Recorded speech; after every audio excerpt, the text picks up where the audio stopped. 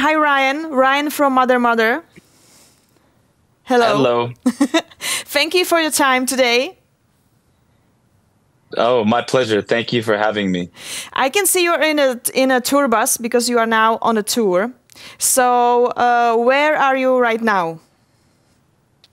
In Brighton, UK, on a tour bus that I can't stand up all the way in because I'm too tall and the ceilings are too short. So it's beautiful.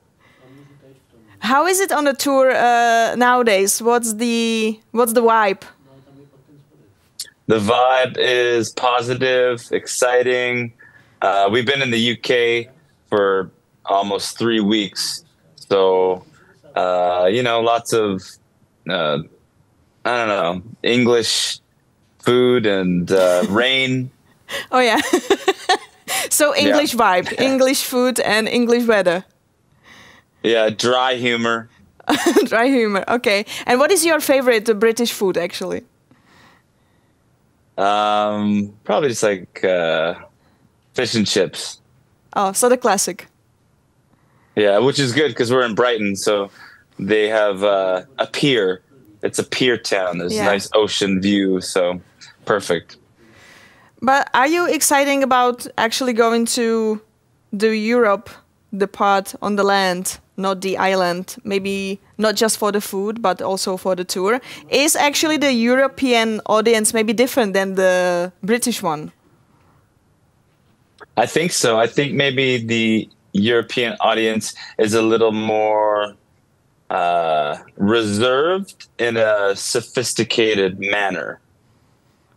Whereas people in the UK, they're just kind of wild and passionate and almost animalistic.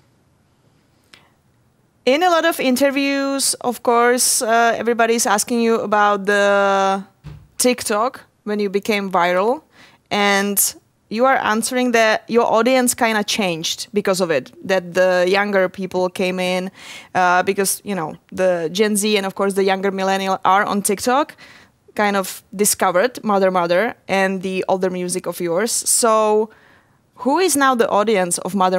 They are young and they are wild and eccentric and very passionate and very loud. So like before we used to sing to an audience and now we sing with an audience. Sometimes we can't even hear ourselves. I feel like young people sing along more than old people. Okay. Actually, because I watched a few videos on YouTube, especially the live ones, not just the music videos, and there is a lot of comments about that you are one of the groups that actually sounds way better live than some other groups, that everybody's like, oh my God, Mother has such a great vibe live. They sing so good. How are you doing this, guys? There's another band and they hide behind the curtain and they actually play the music. No, I guess we've been on the road for so long. We've been a band for well over a decade. And so we've had lots of practice. So it's a practice. But are you actually practicing a lot before the tour, or no? Are you actually? Oh no, we practice so much before the tour. 6 days a week for 3 months. Oh wow, that's a lot of practice. Now you have a new album out. It's called Grief Chapter. Maybe I was kind of surprised that actually, because when people are watching you live and you have such a great years now, you've been on a tour with Imagine Dragons. You've been the opening act. I actually saw you in Letňany when you've been in Prague 2 years ago. So you were on a tour now, still becoming more and more famous now with the new album. But the album is a lot about grief and death. It's not really positive album. So it's kind of opposite of what maybe you are experiencing, or why is it so, contradictive? It is positive because I think death is here to help us live. Because if we didn't know we were going to die, then we might take more time to do the things that we wanted to do. It's good to know that things end, so it inspires you to strike while the iron is hot. And so that's the message on the album. We talk about death and mortality and grieving as a reference point for living life to its fullest and seizing the day. Carpe diem. Oh, okay. There are 3 singles out now, right? The Normalize, To My Heart, and The Matrix. Am I right? Well, the whole album is out now. Yeah, the whole album, but these are the singles that came out before it, right? Yes. Yes. So in The Matrix, there is this lyric, like Mama always said, you got to find yourself a mantra. Do you have any mantra, actually? Yeah, my favorite mantra is don't try.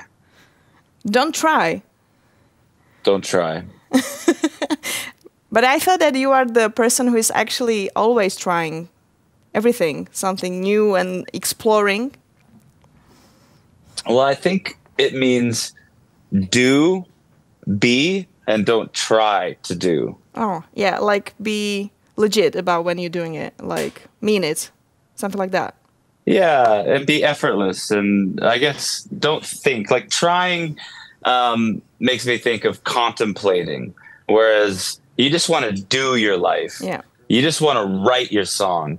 You just want to seize the day. You don't want to try and do these things. Trying gets in the way of actually doing. Oh, yeah. Actually, my favorite song from the new album is Explode. Oh, nice. I think still maybe the #1 hit of yours is Hayloft. And Hayloft 2, of course.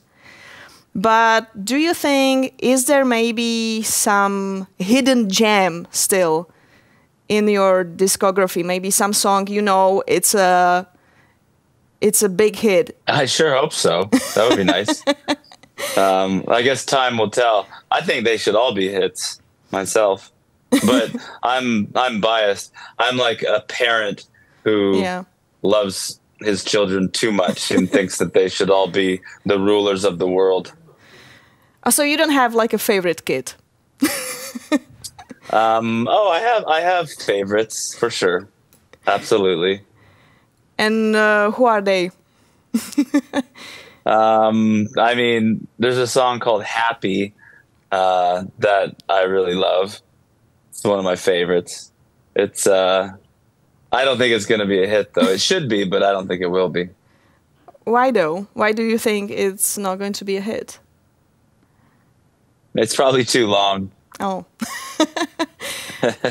Is it something that maybe, I don't know, you feel also that you should do your songs? If you write a song like Explode and you make it 6 minutes long, then you're an idiot because it should be short. It's like, you know, I think you do want to do what the song wants to do. Like you have to be led by the art, but you also don't want to ruin the art by changing it into something it doesn't want to be. Okay. How do you actually write the songs? Because I saw a video about Hayloft, which you talk about like you had the riff and then actually everything kind of evolved around it, including the lyrics. Yeah, you always just let the song lead the way. But I write all the songs and they begin in solitude. And it can start with a riff, it can start with a melody or lyrics. It changes. But I kind of put it together and then I bring it to the band. And then we as a group bring it to life with the different colors and instrumentation. So is there also a lot of work in a studio when like anybody can bring anything to the song? Or are you like, this is my song, we are doing it my way, I am writing these songs? Or is it more... No, I think you have to try every idea. Or maybe you have to don't try every idea. And then the proof will be in reality. I think it's a very bad thing to say no before you hear how the idea goes. You are now on a tour with the new album. How is your set list? Because, you know, sometimes people have these favorites. Sometimes they come to the tour, to the show, because they want this like best of songs, and they are not responding sometimes well to the new stuff. Yeah, that's how we make a set list. We try to make everybody happy, including ourselves. And so we play our hits, and we play maybe like 4 or 5 from the new record. And then you have like maybe a couple of cover songs that everybody will know and get excited about. And it's important to have a moment when Jasmine sings a lead vocal. It's important to have Molly sing a lead vocal. So you have to consider all of these factors to create a beautiful story that goes up and down. What is now the wildest song that like everybody's know word by word, and it's like the top of the mountain when you hit it on the show? Hayloft. Still. Oh yeah. So but there's a lot. There's a number, like Verbatim goes off, Hayloft 2 goes off, Body goes off, Arms Tonight, and people do like the new songs, like The Matrix goes off. I just want to be ready for the show, because you are coming to Prague also the 24th March. You are going to be in a Forum Karlín. How are you excited about coming back to Prague, doing your own show, be the main act? We're so excited to play Prague. It's like, it's a dream. Like, I didn't never think that we'd ever get our own show in Prague. It's like one of those cities that's like a fairy tale, and you think it just lives in dreams or books. And when we visited 2 years ago with Imagine Dragons, I couldn't believe it. I was walking around. It's like, is this real? People live here? This is on planet Earth? And so now to come back and have our own show with our own fans, it's like our own private party. It's our own secret handshake. And so we're so fortunate, very excited. Do you even have time to actually see some of the cities on the tour? There's an old saying as it relates to touring, go everywhere and see nothing. So it's kind of like that. It depends on the schedule, though. If you have a day off, hopefully in Prague, then yes, you go for a nice long walk through the city. You bring your camera, and you make the most of it. Do you do actually a lot of photos when you're somewhere, or videos, or are you like more of a look and remember guy? I'm a photo guy. I love photography. It's like my passion hobby. So I have a camera and I bring it out everywhere I go. I'm always annoying everyone. I'm just taking pictures of everything and everybody all of the time. And what do you do with all the pictures? I post them to my own personal Instagram, and I might print some out if they're really good. So maybe people see you in Prague doing a lot of photos while you be here for the show. Will you please invite everybody to your show in Prague, in Forum Karlín? Everybody in Prague? What are you doing? You got to come to our show. You're invited. It's going to be amazing. The set list is awesome. Yeah, come see Mother, 24th of March, Pražské Forum Karlín. Ryan, thank you for your time. Enjoy the tour. Thank you. And I'm looking forward to see you in Forum. I can't wait to see you. Thank you for your time. This has been so fun.